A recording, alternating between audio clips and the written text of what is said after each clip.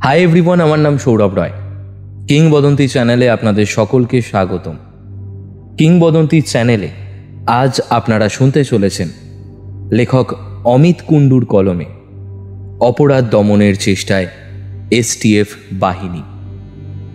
গল্প পাঠে রয়েছি আমি সৌরভ রায়। অন্যান্য চরিত্রে অভিক, জিৎ, দীপ্তিমান, সুস্মিতা, পূজা, রমাকান্ত, আকাশ, নীল, শুভধর, অন্তরা, দিব্যেন্দু, শান, অরূপ, সৃষ্টি এবং খুশি। শব্দগ্রহণ ও আবহ সঙ্গীতে সঞ্চারী রক্ষিত ও সৌরভ রায়। Poster design Srabarna. সমগ্র পরিচালনায় টিম কিংবদন্তি। এই গল্প থেকে থাকছে আজকে একটি প্রশ্ন। এই গল্পে রাকেশ বলে যে ক্যারেক্টারটি ছিল তাকে কে মারল? আপনাদের উত্তর আমাদের কমেন্ট সেকশনে জানান। শুরু হচ্ছে আজকের নিবেদন অমিত কুণ্ডুর কলমে অপরাধ দমনের চেষ্টায় এসটিএফ বাহিনী। সম্রাট সদ্য জয়েন করেছে ট্রেনিং ক্যাম্পে।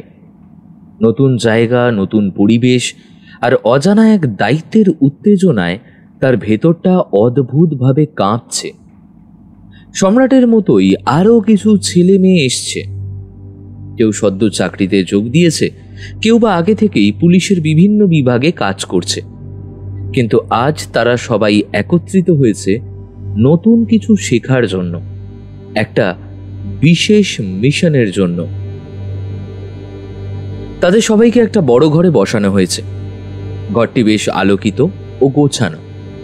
সারি সারি চেয়ার ঠিকভাবে রাখা, যেন একটি নির্দিষ্ট শৃঙ্খলা মেনেই সবকিছু চলছে। দেওয়ালে টাঙানো আছে উন্নত মানের আগ্নেয়াস্ত্রের ছবি, মডার্ন গ্রেনেড, স্মার্ট রাইফেল ও কিছু নাম না জানা অস্ত্রের স্কেচ। দেখে বোঝা যাচ্ছে এই জায়গাটির কাজই আলাদা। সম্রাটের নজর গিয়ে পড়ে এক কোনায় রাখা একটি টেবিলের দিকে, যেখানে কিছু ফাইল রাখা আছে। কিছু ছবি উঁকি দিচ্ছে ফাইলের ভেতর থেকে। মুখগুলো অপরিচিত, কিন্তু চেহারায় এক ধরনের ভয় ও গুরুত্ব। এর মাঝেই হঠাৎ করে দরজা খুলে রুমে প্রবেশ করেন দুইজন ব্যক্তি, চোখে মুখে কঠোর অভিব্যক্তি। তিনি মিস্টার বক্সি, আর তার পাশের ব্যক্তিকে দেখে বোঝা যায় তিনি হয়তো ট্রেনার, বয়স 40-এর আশেপাশে। তাদের প্রবেশে ঘরটি হঠাৎ করেই নিস্তব্ধ হয়ে যায়। সবাই উঠে দাঁড়ায়, যেন তারা বুঝে গেছে এই মানুষগুলোর উপস্থিতি ভবিষ্যতের দায়িত্বের সূচনা। মিস্টার বক্সি সামনে এগিয়ে এসে বলেন, সকলকেই অভিনন্দন, তোমাদের এই বিশেষ টিমে স্বাগত। আমরা এখন এমন একটা সময়ের মধ্যে দিয়ে যাচ্ছি যেখানে সমাজের ভিতর এক অদৃশ্য যুদ্ধ চলছে। তোমরা হয়তো ভাবছো কেন তোমাদের এখানে ডাকা হয়েছে, কিন্তু শোনো, আমাদের আশেপাশে যেভাবে অপরাধ বাড়ছে সেভাবে আমরা বাইরে থেকে কাউকে বিশ্বাস করতে পারি না। আমাদের দরকার এমন একটা টিম যারা সাধারণ মানুষের মাঝে মিশে গিয়ে সেই অন্ধকারকে চিহ্নিত করে নির্মূল করতে পারবে। তিনি একটু থেমে চোখ বুলিয়ে নেন সবার মুখে, তারপর আবার বলেন, আচ্ছা, তোমাদের একজন গুরুত্বপূর্ণ মানুষের সঙ্গে পরিচয় করিয়ে দিই। ইনি হচ্ছেন মিস্টার কপিল শ্রীবাস্তব, এই ট্রেনিংয়ের প্রধান প্রশিক্ষক। তিনি আগামী কয়েক সপ্তাহ ধরে তোমাদের তৈরি করবেন। ঠিক আছে, গুড লাক গাইজ, আমি এখন যাচ্ছি, আবার পরে দেখা হবে। মিস্টার বক্সি চলে যাওয়ার পর কপিল শ্রীবাস্তব সামনে এসে দাঁড়ান। গলার স্বর শক্ত ও স্পষ্ট। আমি জানি তোমাদের অনেক প্রশ্ন আছে। তোমরা ভাবছো কেন ঠিক তোমাদের বাছা হলো এই দায়িত্বের জন্য। সেটা সময়ই বলে দেবে। তবে একটা কথা মনে রেখো, তোমরা খুবই ভাগ্যবান, কারণ এমন একটা গোপন ইউনিটে কাজ করার সুযোগ সবার কপালে জোটে না। তিনি কয়েকটি সাধারণ প্রশ্ন ছুঁড়ে দেন, যেমন, তোমার এলাকার সবচেয়ে বড় ক্রাইম কি? কাউকে নজরদারিতে রাখতে হলে প্রথমে কি করবে? নিজেকে কিভাবে লুকিয়ে রাখবে? ইত্যাদি ইত্যাদি। সবাই নিজের মতো করে উত্তর দিতে থাকে। কেউ আত্মবিশ্বাসী, কেউ দ্বিধাগ্রস্ত, তবু কপিল শ্রীবাস্তবের মুখে এক রাশ সন্তুষ্টির ছায়া। ভালো, আমি এটা বুঝতে পারছি তোমরা শিখতে প্রস্তুত। এখন তোমাদের বলে দেই, এই ট্রেনিং কিন্তু খুব সহজ হবে না। এটা শুধু শরীর চর্চা নয়, এটা একটা মানসিক পরীক্ষা। তোমাদের ভিতরে তৈরি করতে হবে সেই ধৈর্য, সেই মস্তিষ্ক যা প্রয়োজন একটা গোপন মিশনে। তিনি আরেকটু সামনে এগিয়ে এসে বলেন, তোমরা নিশ্চয়ই জানো বর্তমানে কয়েকটি গ্যাং পুলিশের ঘুম কেড়ে নিয়েছে। অপহরণ, মাদক, নারী পাচার, সাইবার ক্রাইম সব মিলিয়ে যেন ছায়ার মতো ঘুরে বেড়াচ্ছে এক অন্ধকার জগৎ। আর এসবের সঙ্গে লড়াই করতে গিয়েই পুলিশ কখনো কখনো অসহায় হয়ে পড়ে। সমাজ তখন প্রশ্ন তোলে পুলিশের ভূমিকা নিয়ে। এই অবস্থায় তৈরি হচ্ছে এমন কিছু স্পেশাল ইউনিট যারা ছায়ার মতো কাজ করবে, কিন্তু কারো চোখে ধরা পড়বে না। সবাই মন দিয়ে শুনছে। কপিল শ্রীবাস্তব এবার শেষ কথাগুলো বলেন শক্ত কণ্ঠে। একটা কথা ভালো করে মনে রেখো, তোমরা কখনো কোনো পরিস্থিতিতে বলবে না যে এই ইউনিটের সদস্য, এমনকি তোমার পরিবারের কাছেও না। কারণ এই টিমের পরিচয় ফাঁস হলে শুধু তুমি নও, তোমার প্রিয়জনরাও বিপদের মুখে পড়বে। এটা গোপন যুদ্ধ, তোমরা সৈনিক, কিন্তু তোমাদের অস্তিত্বই থাকবে অদৃশ্য। ঘরে আবার নীরবতা নেমে আসে। সবাই বুঝতে পারে এই ট্রেনিং শুধু চাকরি নয়, এটা এক নিঃশব্দ লড়াইয়ের প্রস্তুতি।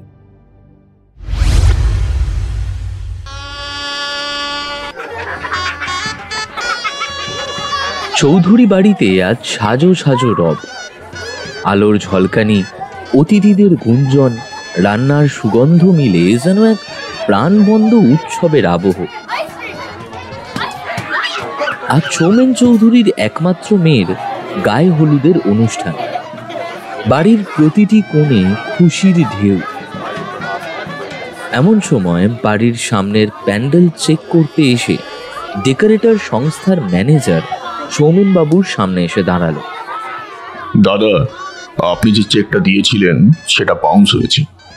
ব্যাংক বলছে অ্যাকাউন্টে পর্যাপ্ত টাকা নেই। সৌমেন বাবু চমকে উঠলেন। কি কি বলছো এসব? এমন তো হওয়ার কথা নয়। এই পুলক, এদিকে আয় তো। পাশেই বসে থাকা তার স্ত্রী বলে উঠল, ছেলেটাকে আবার এখন ডাকছো কেন? এক্ষুনি তো অনুষ্ঠান শুরু হবে। ওকে বলো একটু আসুক, খুব দরকার।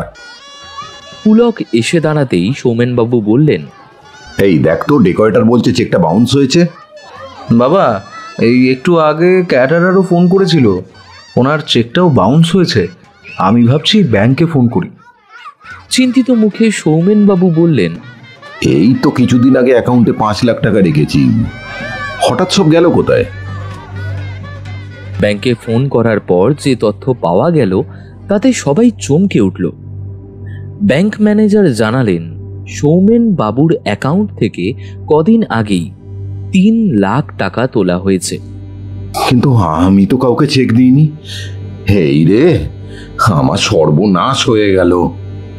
সুখের দিনে এমন খবর পুরো বাড়ি যেন নিস্তব্ধ করে দিল। আনন্দের পরিবেশ মেঘে ঢাকা পড়ল। আত্মীয় স্বজনেরা ফিসফিস করে কথা বলতে লাগলেন। সবাই বুঝে গেল সৌমেন বাবুর সঙ্গে প্রতারণা হয়েছে।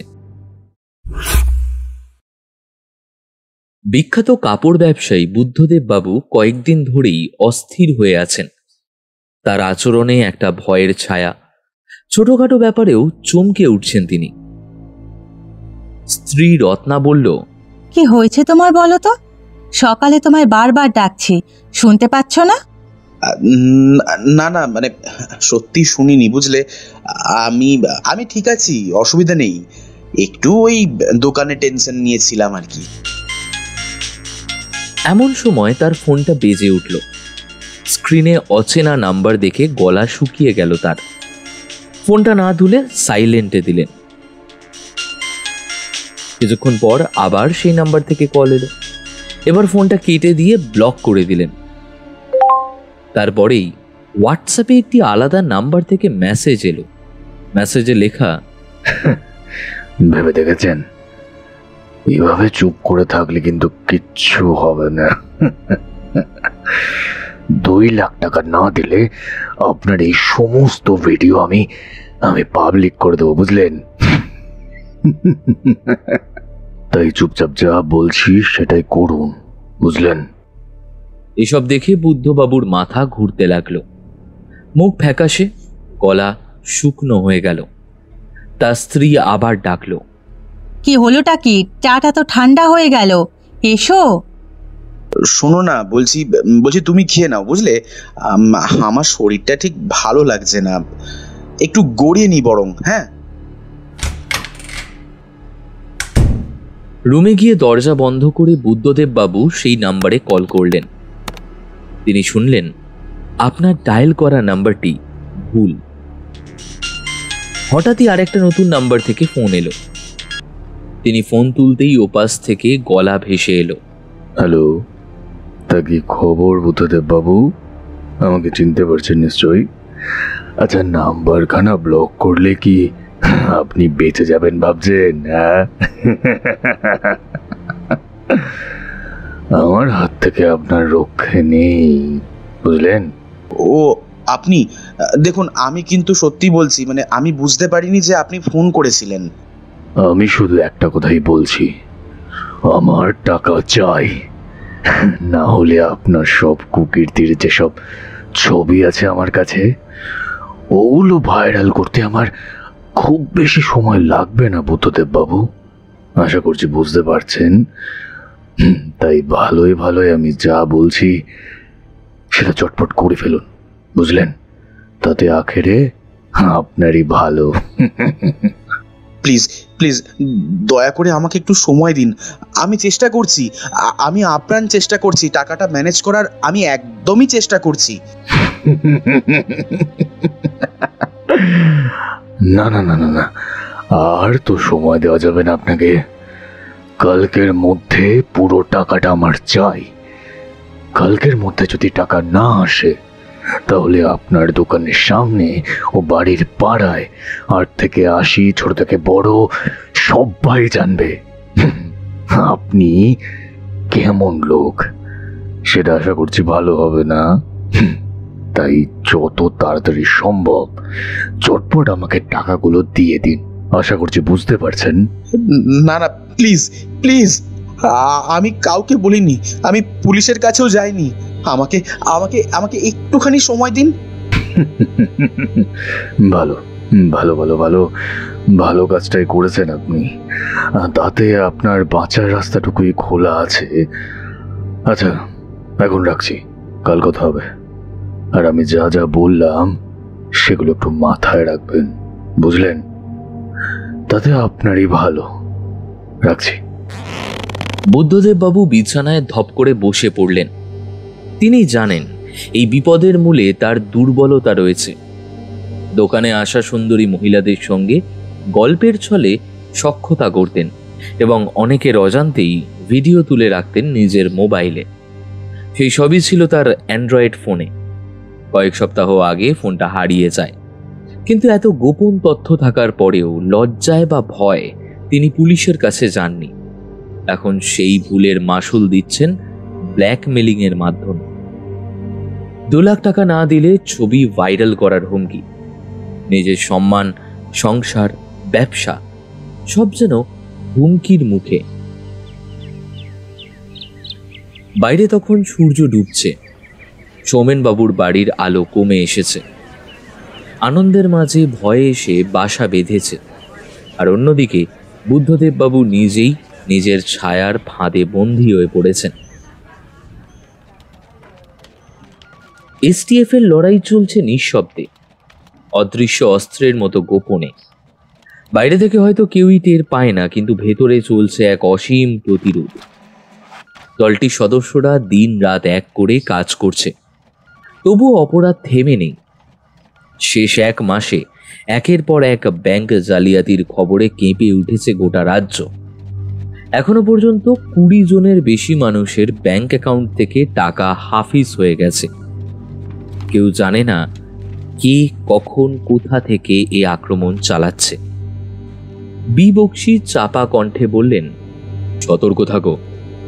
যাদের ফোন চুরি হচ্ছে খবর পাওয়া মাত্র আইটি টিম যেন অ্যাক্টিভ হয়। ফোনের ভেতরেই লুকিয়ে আছে পরবর্তী হামলার সূত্র। ব্যাঙ্গুলোর সঙ্গে কথা বললে কিছু বের করা সম্ভব হবে কি সুকুমার? সুকুমার আইটি সেলের প্রবীণ অফিসার, মাথা নাড়িয়ে বলল, স্যার, সমস্যা তো একটাই, অতিরিক্ত স্মার্ট হওয়া। অধিকাংশ মানুষ নিজেদের ফোনে রাখে ছবিসহ আধার, পাসপোর্ট, এমনকি এটিএম পিন পর্যন্ত, নেট ব্যাংকিংয়ের পাসওয়ার্ড। ওদের কাছে এই চুরি মানেই সরাসরি অ্যাক্সেস। সমরেশ ওঝা বলল, স্যার, আমি মনে করি লালবাজার থেকে একটা ডেডিকেটেড হেল্পলাইন নাম্বার চালু করা দরকার, যাতে কেউ ফোন হারালে লোকাল থানার পাশাপাশি সরাসরি আমাদের জানাতে পারে। বি বক্সি চোখ মেলে তাকালেন। খুব ভালো প্রস্তাব ওঝা, এতে আমাদের কাছে ইনফরমেশন আসবে দ্রুত। শঙ্কর, তুমি চুপ করে আছো কেন? শঙ্কর মহাপাত্র গম্ভীর মুখে গালে হাত দিয়ে বলল, স্যার, আমি ভাবছি একটা ফোন চুরি হওয়ার পর ওই ফোনের ডেটা ব্যবহার করে মেয়েগুলোকে ট্র্যাক করে তারপর কিডন্যাপ করতে সময় লাগছে ঠিক কতদিন? বি বক্সি চমকে উঠলেন। এর একটা রিপোর্ট তৈরি করতে বলো এখনই। স্যার, আমি আগেই রিপোর্ট তৈরি করতে বলে দিয়েছি, আমি কল করে বলছি পাঠাতে। শঙ্কর কল করল। কয়েক মিনিটের মধ্যেই রিপোর্ট চলে এলো। সে ল্যাপটপে রিপোর্ট ওপেন করে প্রজেক্টরে কানেক্ট করল। ঘরের আলো নিভে গেল, সাদা পর্দায় ফুটে উঠল চাঞ্চল্যকর কিছু তথ্য। স্যার, এই রিপোর্টে দেখা যাচ্ছে পশ্চিমবঙ্গে যাদের কিডন্যাপ করা হয়েছে তাদের মধ্যে 8 জনের পরিবারই কারো না কারো ফোন চুরি হয়েছিল কিছুদিন আগে। ফোন চুরির 1 থেকে 2 মাসের মধ্যেই ঘটেছে কিডন্যাপ। আর যাদের ফোনে হুমকি এসেছে ডেটা লিক করে দেবে বলে, তাদের অধিকাংশই অভিযোগ জানায়নি, কিন্তু যারা জানিয়েছে তাদের বেলায় হুমকির কল এসেছে 5 থেকে 6 দিনের মধ্যে। আর ব্যাংক জালিয়াতির ক্ষেত্রেও দেখুন, ফোন চুরির 7 থেকে 10 দিনের মধ্যেই আর্থিক প্রতারণা হয়েছে। মানে পুরো চেইনটা কিন্তু পরিষ্কারভাবে বোঝা যাচ্ছে। বি বক্সি চেয়ারে হেলান দিলেন, তার ঠোঁটে একটুখানি হাসি। ব্রিলিয়ান্ট শঙ্কর, তোমার এই বিশ্লেষণ অসাধারণ। এই তথ্য আমাদের চোখ খুলে দিল। এবার ভাবতে হবে আলাদা দিক থেকে। সমরেশ ওঝা আবার বললেন, স্যার, যাদের ফোন চুরি হয়েছে তাদের স্পেশাল নজরে রাখা দরকার, কিন্তু ওরাই হতে পারে পরবর্তী টার্গেট। বি বক্সি গম্ভীর কণ্ঠে বললেন, ঠিক বলেছ, কিন্তু সমস্যা হচ্ছে আমরা জানি না কখন কে টার্গেট হবে। প্রতিদিন এত ফোন চুরি হচ্ছে, আমরা যদি সবার ওপর নজর দিই আমাদের ম্যান পাওয়ার শেষ হয়ে যাবে। শঙ্কর একটু এগিয়ে এসে বললেন, স্যার, আমাদের প্রতিপক্ষ কিন্তু সুপার টেকনিক্যাল। একটায় না থেমে তারা একসঙ্গে করছে ডেটা লিক, ব্যাংক জালিয়াতি, কিডন্যাপ, সব একসাথে যেন একটা বদৃশ্য জাল বিছিয়ে দিচ্ছে। এটা আমাদের বিভ্রান্ত করছে, দিশাহারা করে দিচ্ছে। বি বক্সি উঠে দাঁড়িয়ে বললেন, এটাই তো আমাদের চ্যালেঞ্জ শঙ্কর। প্রতিপক্ষ যতই সুপরিকল্পিত হোক, তাদের থামানোর কাজ আমাদেরই। একটা জিনিস নিশ্চিত করো, ফোন চুরি হলেই যেন সকলে সতর্ক হয়ে যায়। থানার পাশাপাশি লালবাজারে অভিযোগ করতে বলো। আমি কালই প্রেস কনফারেন্স করব। শুধু মনে রেখো, এসটিএফ এর অস্তিত্ব এখনই প্রকাশ পাবে না। যা কিছু হবে লালবাজার থেকেই হবে। ঘরের বাতাস থমথমে হয়ে উঠল এই কথায়।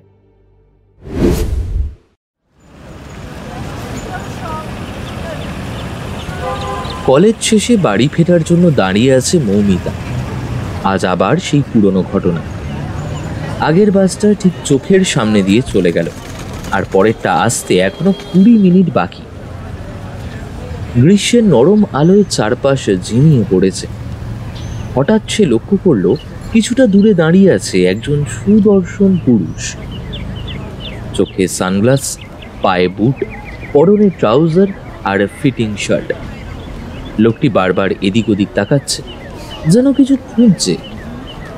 আশেপাশের লোকেরাও তাকে আগ্রহ ভরে দেখছে।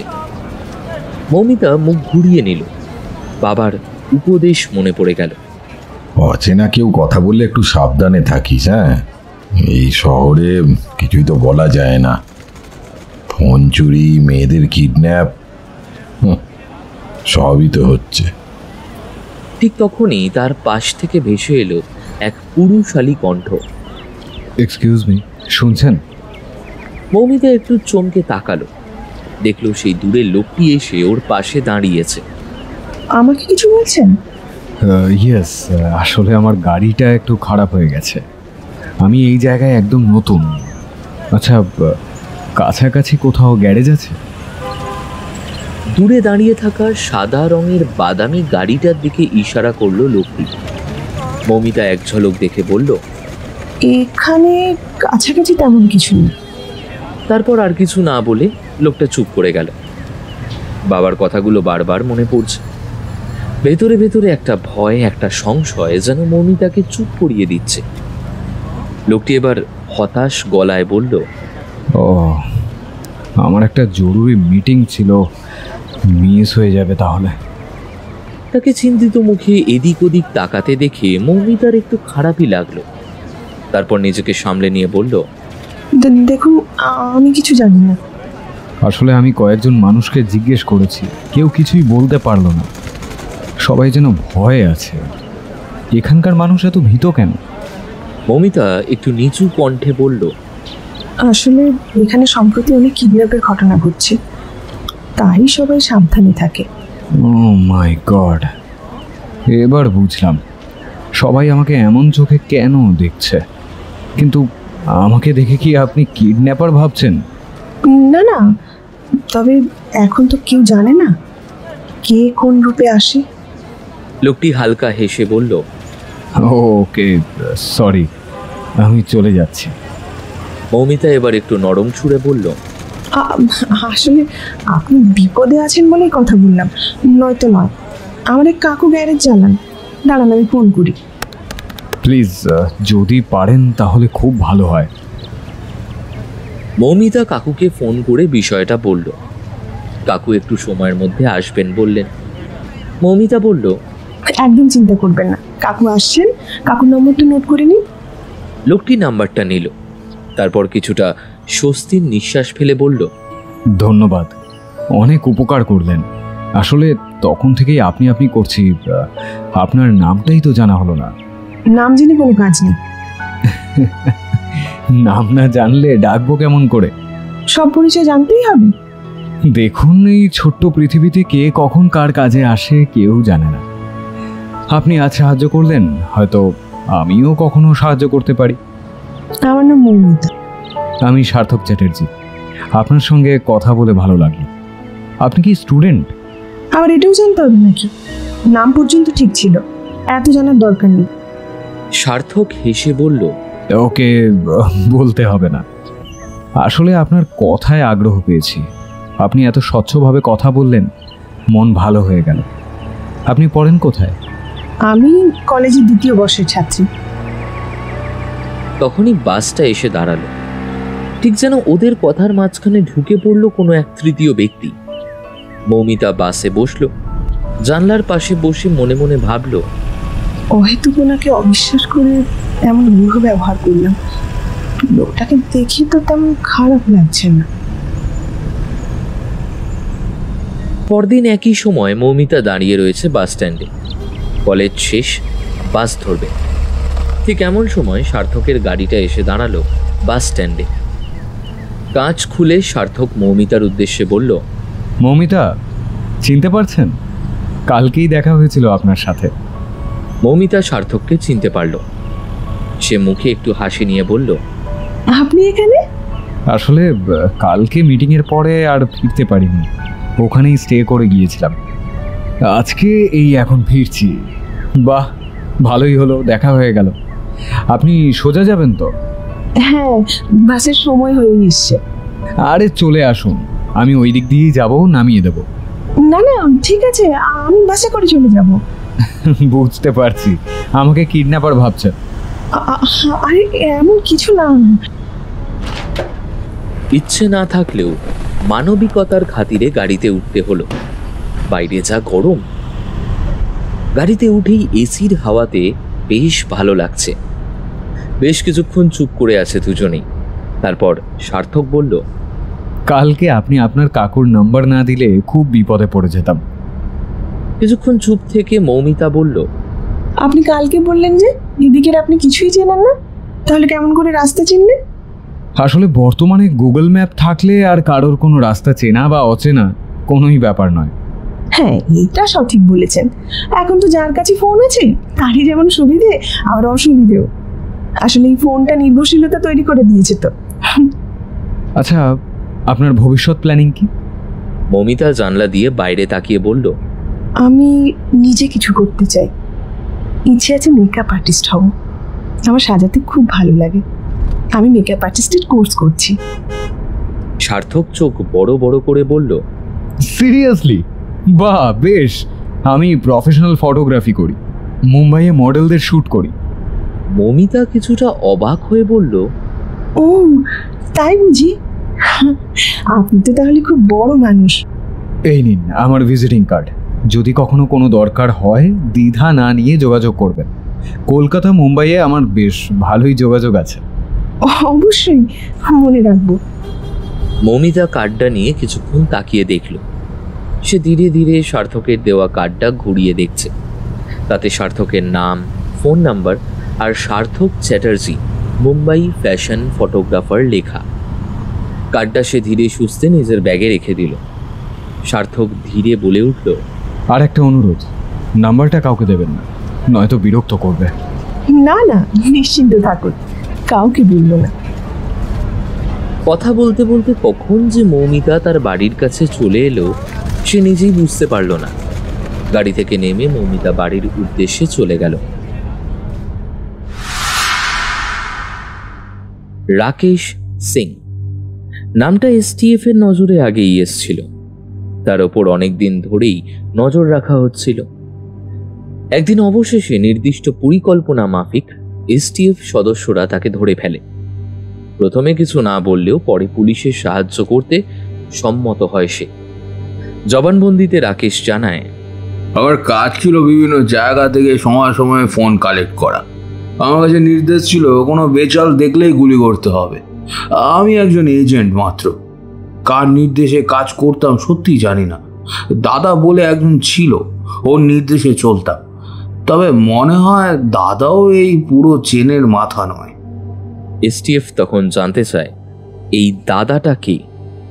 তখন কিছু না লুকিয়ে রাকেশ জানায়, দাদা আসলে বিপ্লব, যার মাধ্যমে সমস্ত যোগাযোগ, ফোন সংগ্রহ ও অন্যান্য কাজ চালানো হতো। সে এটাও বলে দেয় কিভাবে বিপ্লবের কাছে পৌঁছানো সম্ভব। এই তথ্য পাওয়ার পর এসটিএফ তৈরি হয় পরবর্তী অভিযানের জন্য। এবার তাদের টার্গেট বিপ্লব। কয়েকদিন পরেই মৌমিতা একা বসে বসে ভাবছে। বাবু তো বলেছিলেন কোনো দরকার হলে কল করতে। এখনো টাকার দরকার, মায়ের চিকিৎসার জন্য। পরিবারের পাশে দাঁড়াতে হবে।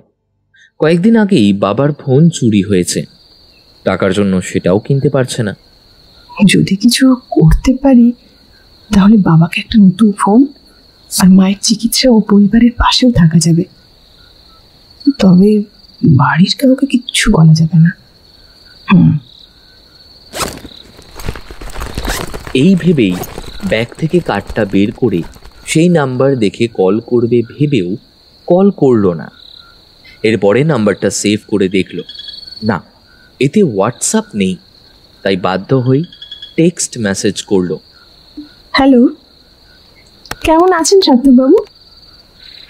বেশ কিছুটা সময়ের পর সার্থক মেসেজ দেখে উত্তর দিল, who are you? Do you need anything from me? আমি মৌমিতা, চিনতে পারছেন? একবার দেখা হয়েছিল বারাসাতে। প্রথমে সার্থক চিনতে পারল না, তবে ডিটেলসে বলতে বুঝলো। সার্থক কল করলো মৌমিতাকে। সরি, অ্যাকচুয়ালি কতজনের সাথে পরিচয় হয়, কথা হয়, সবার নাম মনে থাকে না। ঠিক আছে, কোনো সমস্যা নেই। আমি রাতের দিকে কথা বলি, এখন একটু ব্যস্ত আছি, কয়েকটা মিটিং আছে। ফোনটা রেখে মৌমিতা নিজের কাজে মন দিল। রাত 8টা বাজে। মৌমিতার মোবাইলে আবার একটা মেসেজ এলো। সে ফোনটা নিয়ে দেখল সার্থক মেসেজ করেছে। এখন ফ্রি আছি, কল করতে পারেন। মৌমিতা টাইপ করলো, না এমনি মেসেজ করেছিলাম, কোনো কারণ নেই। আমার মনে হয় আপনি কিছু বলতে চাইছেন, যদি সমস্যা না হয় কল করতে পারেন। মৌমিতা তখন পড়ার টেবিলে বসেছিল। বাইরেটা একবার গিয়ে দেখল মা ঠাকুমা দুজনেই টিভি দেখতে ব্যস্ত।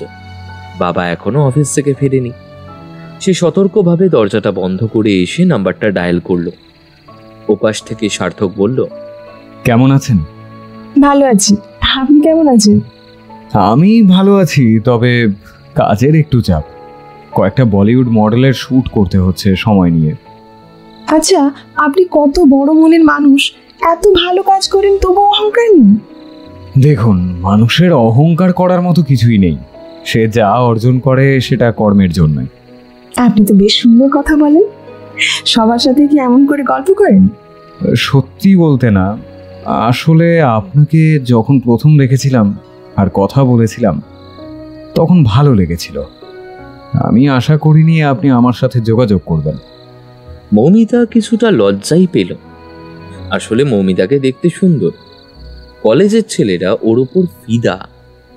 কয়েকজন তো রীতিমতো ওর পেছনে ঘুরঘুর করে। মৌমিতা সেই সবে পাত্তা দেয় না। তবে এই সার্থক বাবুর সাথে কথা বলতে ওর ভালো লাগছে। আমি এখন রাখছি, বাবা এসে গেছে, কথা বলছি দেখলে রাগ করবে। ওকে, সময় হলে মেসেজ করবেন। বাই। সার্থক ফোনটা রেখে দেওয়ার পরে মৌমিতা কেমন যেন বিভোর হয়ে কোনো কিছু ভাবছে। মৌমিতা বলতে পারল না কেন মেসেজ করেছিল। ওর মনে হয়েছে হুট করে কথাটা বলা ঠিক হবে না। হঠাৎ করেই দরজার টোকাতে ওর ঘোর কাটল। অপরাধ কোথা থেকে হয়? সাধারণ ধারণা, যেখানে কম লোকজন যাতায়াত করে, নির্জন স্থানেই অপরাধ সংগঠিত হয়। কিন্তু এই কেসটি সম্পূর্ণ আলাদা। এখানে অপরাধের ঘাঁটি প্রশাসনের নাকের ডগায়, শহরের ব্যস্ততম এলাকার এক বহুতল বিল্ডিংয়ের নিচে। চারপাশে প্রশাসনিক ভবন, থানাও মাত্র কয়েক গজ দূরে। বাইরে থেকে দেখে বোঝার উপায় নেই এর ভেতরে কি ভয়ঙ্কর অপরাধের জাল বেছানো আছে। একটি কালো রঙের টয়োটা ফরচুনার গাড়ি এসে থামল বাড়ির সামনে। গাড়ি থেকে নামলেন একজন মধ্যবয়সী সুশ্রী পোশাকের এক ব্যক্তি। চোখে কড়া রোদ চশমা, মুখে অদ্ভুত এক আত্মবিশ্বাসের ছাপ। তিনি চারপাশ দেখে নিঃশব্দে একটি নির্দিষ্ট লিফটের দিকে এগোলেন। লিফটের বোতামে নির্দিষ্ট কিছু কোড চাপা মাত্রই লিফট নিচের দিকে চলতে শুরু করল। সাধারণ ব্যবহারকারীদের অজানা একটি গোপন ফ্লোরের দিকে। স্বাভাবিকভাবে কারোর সন্দেহ হবে না বাড়িটির নিচে কোনো গুপ্ত ঘর থাকতে পারে বলে। লিফট থামল। দরজা খুলতেই দেখা গেল এক বিশাল বিলাসবহুল আধুনিক নিরাপত্তায় মোড়া গোপন ঘর। ঘরের চারপাশে সশস্ত্র নিরাপত্তারক্ষী।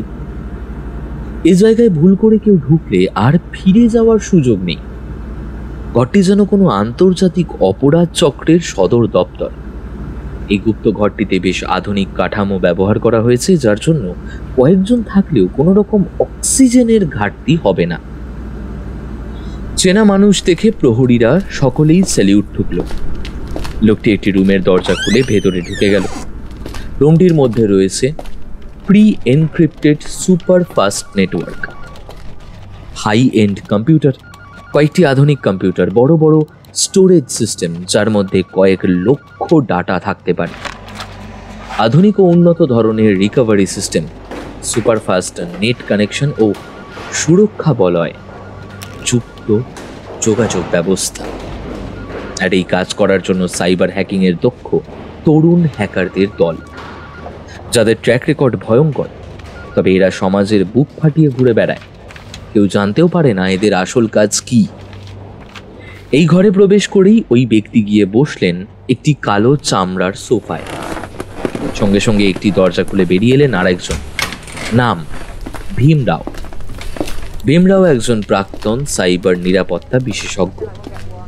একসময় একটি আন্তর্জাতিক আইটি কোম্পানিতে কাজ করতেন। এখন বেআইনি ডার্ক ওয়েব, হ্যাকিং ও মানব পাচার চক্রের কৌশলী মাস্টারমাইন্ড। সব ঠিকঠাক চলছে তো ভীমরাও? এই সপ্তাহে রিপোর্ট কি বলছে?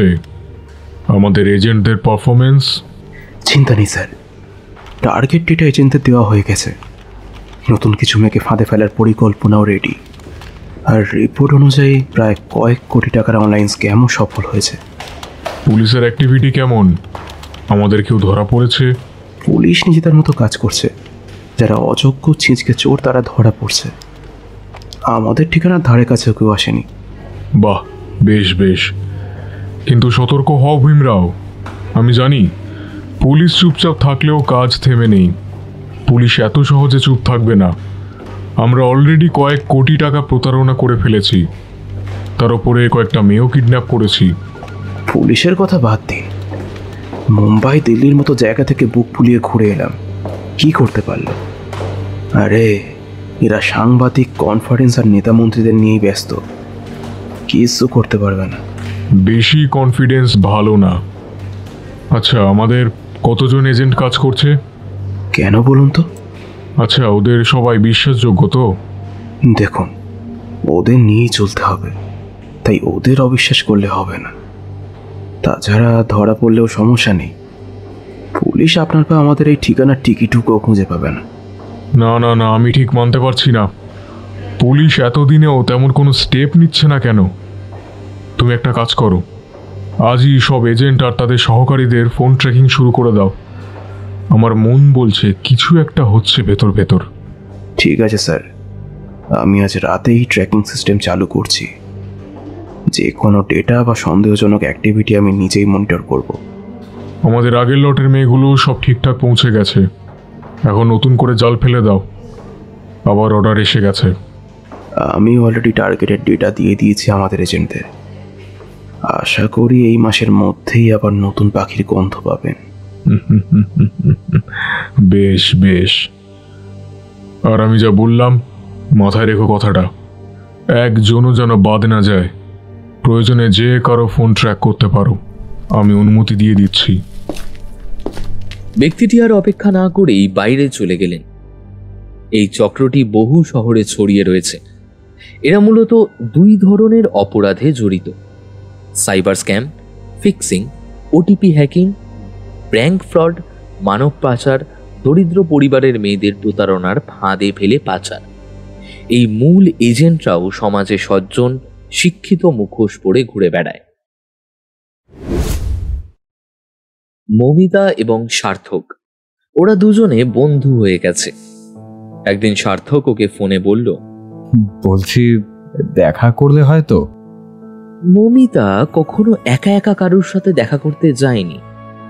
সার্থক মৌমিতাকে আগেই জানিয়েছিল যেন কাউকে না বলে দেখা করে। সেই মতো একদিন মৌমিতা দেখা করতে গেল।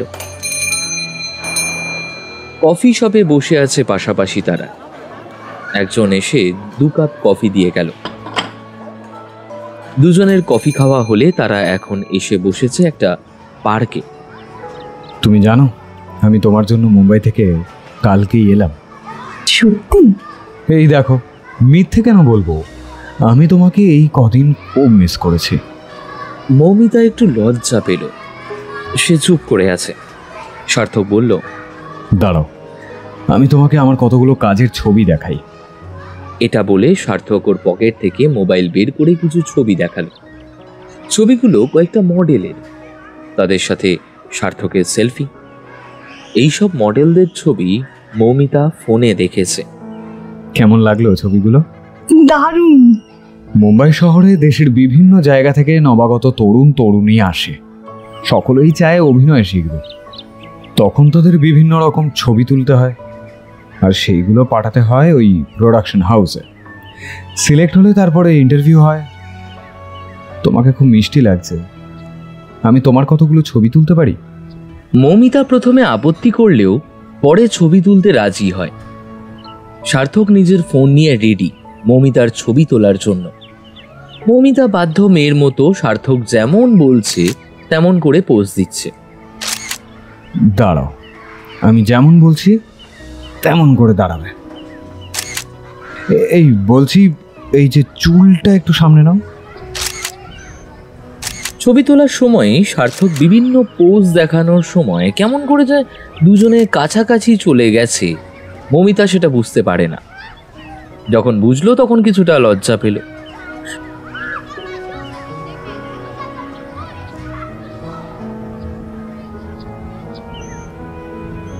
এখানে এইসব লোকে দেখলে কি বলবে? ডোন্ট ওয়ারি, তুমি আমার মডেল, তোমাকে দারুণ লাগছে। তুমি যদি চাও আমি মুম্বাইতে গিয়ে কথা বলতে পারি। আমি কি পারবো? একদম, শিখিয়ে দিলে নিশ্চয়ই পারবে। তুমি কি চাও? একটু ভাবতে হবে। ওকে, সময় নাও। তবে আমার মনে হয় তুমি পারবে। শহরের বুকে তোমার একটা বড় করে হোর্ডিং থাকবে, গাড়ি থেকে নামবে, তখন কি আমাকে আর চিনতে পারবে মিস মৌমিতা? একদম বাজে কথা বলো না তো।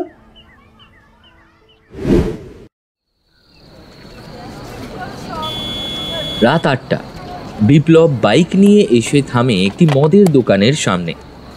সেখান থেকে কিছু একটা কিনে কোমরে গুঁজে বাইক চালিয়ে চলে যায় শহরের এক কোণে, একটি নিরিবিলি বাড়ির সামনে। বাড়িটাতে প্রতি শুক্রবার সে আসে শুধু একান্তে সময় কাটাতে।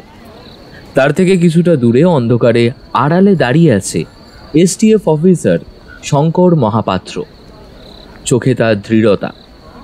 আজই পাখিটাকে খাঁচায় পুড়তে হবে। শঙ্কর টিমের বাকিদের আগেই পজিশনে পাঠিয়ে দিয়েছে। বাড়ির চারপাশ ঘিরে রেখেছে এসটিএফ। বিপ্লব ধীরে ধীরে সিঁড়ি বেয়ে উঠে যায় বাড়ির দ্বিতীয় তলায়। ওখানেই থাকে এক সুন্দরী যুবতী, শোভা, যাকে লোকটি রেখেছে গোপনে নিজের অবৈধ স্ত্রী হিসাবে। খোঁজ নিয়ে জানা গেছে বিপ্লব যৌনপল্লী থেকে মেয়েটাকে আনে। প্রথমে দালালির সময় তার প্রেমে পড়ে যায়। স্ত্রী থাকা সত্ত্বেও আলাদা করে এই মেয়েটিকে নিজের করে রাখে। ঘরে ঢুকেই দরজা বন্ধ করে দেয় বিপ্লব। ফোন বেজে ওঠে। ফোনে কিছু শুনেই ওর মুখের ভাব বদলে যায়, কপাল কুঁচকে যায়। কে ফোন করেছিল?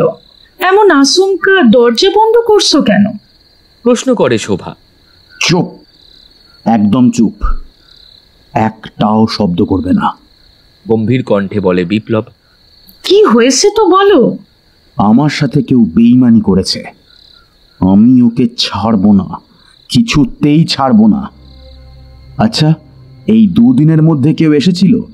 রাকেশ একজন ইলেকট্রিক মিস্ত্রি নিয়ে এসেছিল, বলেছিল তুমি পাঠিয়েছো পুরনো লাইনের কাজ দেখতে। এই কথা শুনে ক্ষিপ্ত হয়ে ওঠে বিপ্লব। শোভার চুলের মুঠি ধরে বলে, তুই আমাকে জানাসনি কেন? তুমি আমার গায়ে হাত তুলছো? আমাকে মারলে আমি আর সম্মান দেখাবো না তোমায়, সারো বলছি। একটাও কথা নয়, বাইরে পুলিশ দাঁড়িয়ে রয়েছে। ওই শালা রাকেশ, ওই বেটা বিশ্বাসঘাতকতা করেছে। নিজেকে শান্ত করে সে শোভাকে বুকে টেনে নেয়। তোমার কিছু হয়নি তো? তুমি যদি আগে বলতে তাহলে আমি ঠিকানাটা পাল্টে ফেলতাম। এখন দেখছি দুজনেরই বিপদ। আমি কি জানতাম রাকেশ এমন করবে? জানলে বটি দিয়ে ওর গলা কেটে দিতাম। চলো, সব আলো বন্ধ করে দাও। এখন ভাবতে হবে আমাদের কি করা যায়। বিপ্লব জানলার ফাঁক দিয়ে বাইরে দেখে এসটিএফ সদস্যরা অস্ত্র হাতে বাড়ির দিকে এগিয়ে আসছে। ঘুরে দেখে শোভা রান্নাঘরে গ্যাস সিলিন্ডার খুলে রেখেছে। তুমি কি করছো? তোমার ভালোর জন্যই করছি।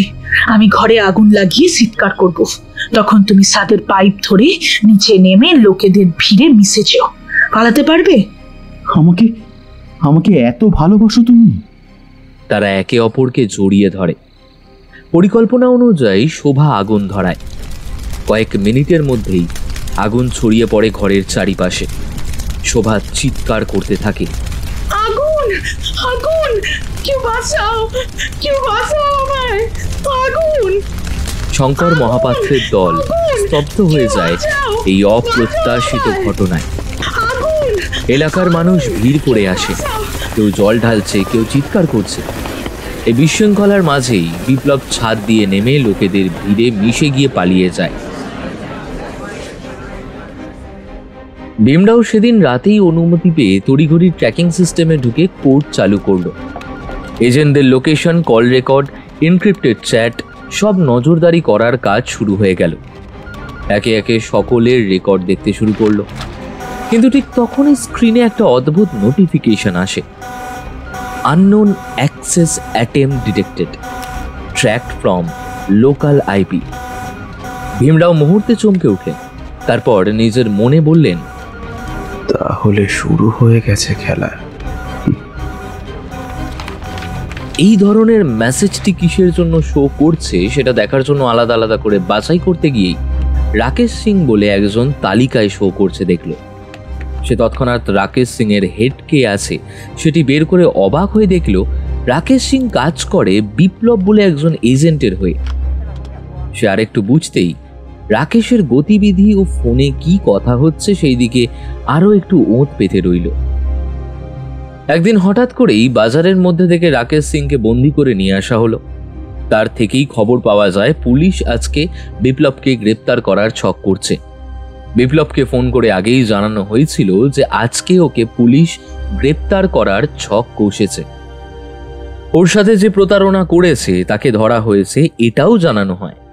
সেই মতো বিপ্লব ওখান থেকে পালিয়ে সোজা আসে এই পুরাতন গুদামে। নিশুতি রাত, শহরের পুরনো এক পরিত্যক্ত গুদাম ঘর। দেওয়ালে জমে থাকা ধুলোর স্তর, বাতাসে স্যাঁতস্যাঁতে গন্ধ, আর তার মধ্যেই পায়ের শব্দ।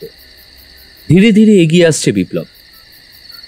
রাকেশ সিং তখন নিঃসহায় অবস্থায় পড়ে আছে গুদামের মাঝখানে একটা ভাঙা কাঠের চেয়ারের বাঁধা অবস্থায়। চোখে কালো কাপড়, হাত দুটো পিচ মোড়া করে শক্ত দড়িতে বাঁধা, শরীর জুড়ে মারধরের দাগ, খোলা কপাল থেকে রক্ত গড়িয়ে পড়ছে গালের পাশে। ঠোঁট কেটে গিয়ে শুকনো রক্ত লেগে আছে থুতনিতে। নিঃশ্বাসের সঙ্গে হালকা গোঙানির শব্দ শোনা যায়। বিপ্লব গোদামে ঢুকেই দৃশ্যটা দেখে থমকে দাঁড়ায়। কাঁপা কাঁপা হাতে সামনে পড়ে থাকা একটা লোহার লাঠি তুলে নেয় সে। রাগে তার দৃষ্টিটা খোলা হয়ে আসে। তুই শালা বেঈমানের বাচ্চা, হ্যাঁ? রাকেশ, বেঈমান? যে মানুষটা তোর উপকার করেছিল তুই তার সর্বনাশ করলি। বলে সপাটে এক লাঠি চালায় রাকেশের মাথায়। রক্ত ছিটকে পড়ে মেঝেতে। রক্তাক্ত দেহটা ঢলে পড়ে কাঠের চেয়ারের এক পাশে। বিপ্লব থামে না। চোখে জল আর রাগ একসঙ্গে মিশে এক ভয়ানক প্রতিশোধ স্পৃহায় রূপান্তরিত হয়। শালা নেমুখ হারাম, তোর জন্য আজ আমি সৌভাগ্যে হারিয়েছি। যারা হাত ধরে একটা জীবন গড়ার স্বপ্ন দেখেছিলাম তাকে আজ কবরে শুইয়ে এসেছি। তোকে আমি ছাড়বো না, কিছুতেই না। পকেট থেকে বন্দুক বার করে দুবার গুলি চালায় সে। প্রথম গুলি গিয়ে বসে কপালে, দ্বিতীয় গুলি বুক ছিঁড়ে ঢুকে যায় ভেতরে। মুহূর্তের মধ্যে নিথর হয়ে পড়ে রাকেশের দেহ। রক্তে ভিজে ওঠে চারপাশ। বিপ্লব দাঁড়িয়ে থাকে কিছুক্ষণ, তারপর হঠাৎ চিৎকার করে কেঁদে ওঠে। রাগে পা দিয়ে সজোরে একটা লাথি মারে রাকেশের মুখে। তারপর ঘুরে চিৎকার করে ডাকে, শোভা, আমি কাউকে ছাড়বো না। তোমার মৃত্যুর জন্য যারা যারা দায়ী তাদের সবাইকে আমি শেষ করে দেব। বিশ্বাসঘাতকদের একটাই শাস্তি, মৃত্যু। ওই লাশটাকে একটা বস্তায় ভরে গাড়িতে তোল, রাস্তায় ফেলে দে ওটা, যাতে সবার চোখে পড়ে, পুলিশ দেখুক, শহর জুড়ে সমস্ত খবর ছড়িয়ে পড়ুক। বিশ্বাসঘাতকদের একটাই পরিণতি, মৃত্যু। দুই সহযোগী এগিয়ে আসে। রাকেশের নিথর দেহটাকে একটা মোটা পলিথিনের বস্তায় গুটিয়ে ফেলে। কেউ মুখে কিছু বলে না, নিঃশব্দে গাড়ির দরজা খুলে বস্তাটা ভেতরে ঠেলে দেয়। গাড়ির ইঞ্জিন গর্জে ওঠে। আলো আধারিতে ভেতরে দাঁড়িয়ে থাকে বিপ্লব। তার চোখে এখন শুধুই প্রতিশোধ, বুক ভরা কষ্ট আর একটাই নাম, শোভা।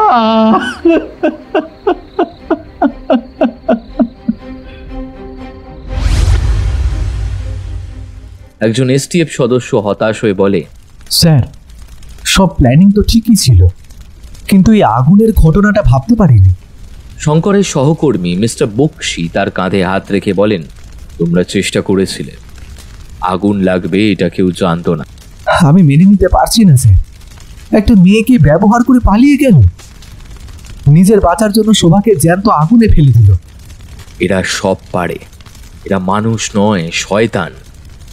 এদের শেষ করতেই হবে। স্যার, রাকেশ যে আমাদের সাহায্য করেছে সেটা ওরা জানতে পেরে রাকেশকে গুলি করে মেরে দিয়েছে স্যার। এরা আমাদের বুঝিয়ে দিল স্যার, এরা আমাদের থেকে এগিয়ে আছে। একদম এটা নিয়ে ভেবো না, এটা হওয়ারই ছিল। এই নিয়ে মন খারাপ করলে এগোতে পারবে?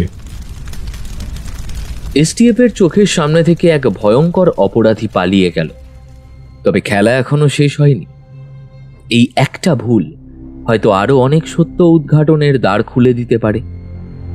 এসটিএফ এর লড়াই থেমে থাকবে না যতক্ষণ না বিপ্লব ও তার চক্রের শেষ মানুষটিকেও ধরা পড়ে। ততক্ষণ অবধি লড়াই চলবে। আবারও খবর এলো কয়েকজনের ব্যাংক অ্যাকাউন্ট থেকে টাকা উধাও, আরো দুজন মেয়ে নিখোঁজ অর্থাৎ কিডন্যাপ। মিস্টার বক্সি স্তব্ধ হয়ে বসে আছেন, তার মাথার ভেতর তীব্র ঘূর্ণি চলছে। এভাবে একের পর এক ঘটনা ঘটেই চলেছে, কিন্তু এর পেছনে কে বা কারা আছে তা আজও অজানা। তিনি জানে না এখন যদি যাদের নামে প্রাথমিক তদন্ত আছে তাদের গ্রেপ্তার করা হয় তাহলে হয়তো ওই মেয়েগুলোর জীবনই বিপন্ন হয়ে যাবে। তাছাড়া এই ফাঁকে আসল অপরাধীরা হয়তো আরো গা ঢাকা দেবে। এইসব ভেবে তিনি ঘরের মধ্যে পায়চারি করছিলেন। ঠিক সেই সময় রুমের দরজা ঠেলে ঢুকলেন সমরেশ ওঝা ও শঙ্কর মহাপাত্র। শঙ্কর মহাপাত্র বললেন, স্যার, লালবাজার থেকে আপডেট নিলাম। কিডন্যাপ হওয়া দুই মেয়ের মধ্যে একজনের নাম মৌমিতা, বয়স 19, বাড়ি বারাসাত, কলেজ ছাত্রী। প্রথমে ভেবেছিলাম প্রেম সংক্রান্ত ব্যাপার, কারণ ওর এক ছেলের সঙ্গে সম্পর্ক ছিল, কিন্তু পরে জানা গেল ওর বাবার ফোনটাও কিছুদিন আগেই চুরি হয়েছিল। সমরেশ ওঝা বললেন, স্যার, আর একজনের নাম স্বর্ণেল, বয়স 22, প্রাইভেট টিউশনই করাতে, সাথে সরকারি চাকরির জন্য প্রস্তুতিও নিচ্ছিলেন। ওনারও ফোন চুরি হয়েছিল স্যার। এইসব শুনে মিস্টার বক্সি কিছুক্ষণ চোখ বন্ধ করে ভাবলেন। ঘরের ভেতর এসি চললেও চাপের কারণে সকলে ঘেমে উঠেছে। মিস্টার বক্সি হাতে থাকা কলমটা নিয়ে কাগজে কিছু দাগ টানতে টানতে হঠাৎ উঠে দাঁড়ালেন। বললেন, শোনো, এখনই একটা কাজ করো, কার কার ফোন চুরি হয়েছে সেই তালিকাটা এক্ষুনি তৈরি করো। দেখো সেই চুরি হওয়া ফোনগুলোর মধ্যে কতজনকে ডেটা লিক করার হুমকি দিয়ে ফোন করা হয়েছে। আর একটা কাজ, যাদের ফোন চুরি হয়েছে তাদের বা তাদের বাড়িতে 18 থেকে 25 বছর বয়সী কোনো মেয়ে আছে কিনা সেটা খতিয়ে দেখো। সব ইনফরমারকে কাজে লাগাও, যেভাবেই হোক মেয়েগুলোকে যেন তারা শহরের বাইরে নিয়ে যেতে না পারে। এই বিষয়টা দেখো সবচেয়ে গুরুত্ব দিয়ে, ঠিক আছে? সমরেশ ও শঙ্কর মাথা নাড়ে। মিস্টার বক্সির কণ্ঠে এখন নেতৃত্ব, গাম্ভীরতা আর তৎপরতার একটা ভয়াল মিশ্রণ।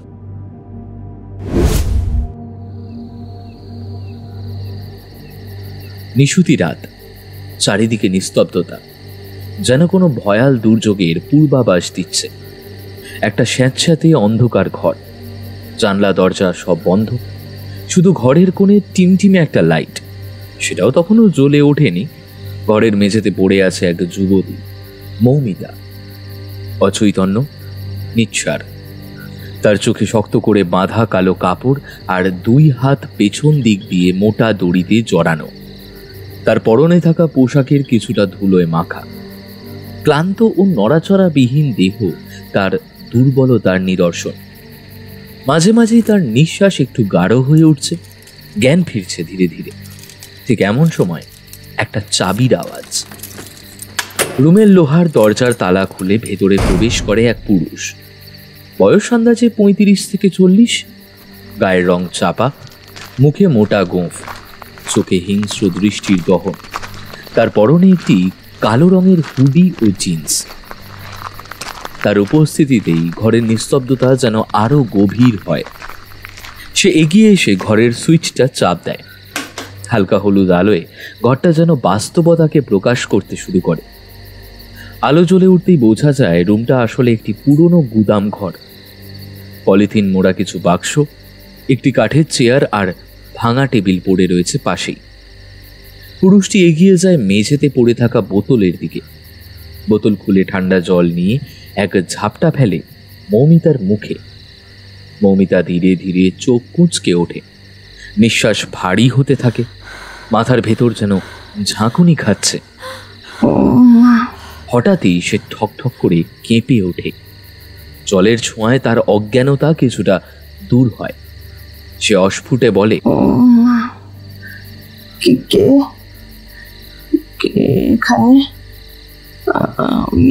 আমি কোথায়? আমাকে কেন এনেছেন এখানে? কেন এনেছেন? লোকটি চুপচাপ দাঁড়িয়ে থাকে কিছুক্ষণ, তারপর ধীরে ধীরে এগিয়ে এসে তার চোখ থেকে কালো কাপড়টা খুলে দেয়। আলো চোখে পড়তেই মৌমিতা চোখ মেলে তাকায়। একবার চোখ কুঁচকে আবার ভালো করে তাকায়। তার সামনে যে দাঁড়িয়ে আছে তাকে সে আগে কখনো দেখেনি, কিন্তু তার মুখের ভেতরকার পশুত্ব তাকে শিউরে তোলে। সেই মুখে একরাশ কুটিলতা, ঠোঁটে বিকৃত হাসি। মৌমিতা ভয় আর কান্নায় কাঁপতে কাঁপতে বলে, কে আপনি? আমি বাড়ি যাব। প্লিজ প্লিজ আমাকে ছেড়ে দিন। মা মা মা। লোকটি বিকৃত হাসি হেসে বলে, মামনি, বাড়ি যাবি তো ঠিকই, কিন্তু নিজের বাড়ি নয়, যাবে অন্যের বাড়ি, বিছানা গরম করতে। সে হো হো করে বিকটভাবে হেসে, সেই হাসি যেন চারিদিক কাঁপিয়ে তোলে। মৌমিতা থরথর করে কেঁপে উঠে বলে, না না, কি সব বলছেন আপনি? সার্থক কোথায়? তুমি কোথায় সার্থক? তুমি তো বলেছিলে আমাকে কখনো ছেড়ে যাবে না। কোথায়? পুরুষটি এবার সামনে রাখা চেয়ারে বসে পড়ে, চোখে কটাক্ষ মিশ্রিত বিদ্রুপের হাসি। সার্থক? ও, ওই যে তোর প্রেমিক? তা মামনি, এখনো বুঝলে না? সে তো তার কাজ শেষ করে দিয়েছে, তোকে এখানে পৌঁছে দিয়েছে। এবার তো আমাদের কাজ শুরু। মৌমিতা চোখ বড় বড় করে তাকায়। তার মুখে ঘৃণা ও আতঙ্ক মিশে আছে। কি বলছেন এসব? সার্থক এমন করতে পারি না। আমি মিথ্যে কথা বলছি। মিথ্যে বলছেন আপনি। পুরুষটি এবার গম্ভীর কণ্ঠে ফোঁস করে উঠে দাঁড়ায়। আরে একটা শব্দ বললে না, জিভটা টেনে ছিঁড়ে দেব। কেউ শুনতে আসবে না এখানে, যতই চিৎকার করিস। তার হাতে তখন একটা পকেট নাইফ চকচক করে উঠছে। সেই চাকুর আলোই যেন মৌমিতার হৃদয়কে বিদীর্ণ করে দেয়। সে হঠাৎ উল্টে পড়ে যায়, ভয়, হতাশায় আর বিশ্বাসঘাতকতার যন্ত্রণায়। তার মুখ থেকে এবার বেরিয়ে আসে নিঃশব্দ কান্না। ঠোঁট কাঁপছে, গাল বেয়ে গড়িয়ে পড়ছে নীরব অশ্রু।